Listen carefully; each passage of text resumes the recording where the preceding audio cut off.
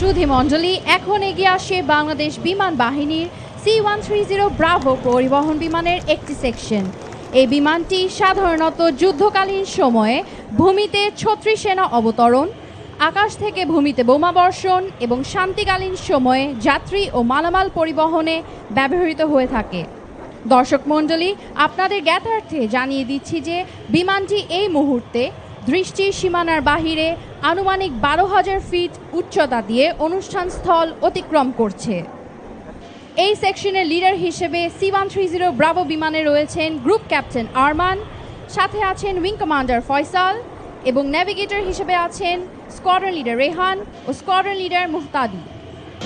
এই মনোজ্ঞ ফ্লাইপাস্টে ফ্লাইপাস্ট কন্ট্রোলারের দায়িত্ব পালন করছেন wing commander Sonia Jabin Shabnam PSC, সহযোগিতায় স্কোয়াড্রন লিডার খন্দকার সাদমান সাকিব।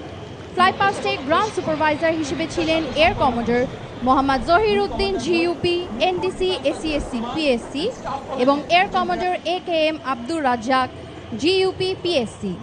ফ্লাইপাস্টের সার্বিক সমন্বয়ে ছিলেন air commodore Salauddin Ahmed FAWC PSC এবং সার্বিক তত্ত্বাবধানে ছিলেন air commodore Mohammad Shahidul Islam GUP BUP AFW ACSC PSC।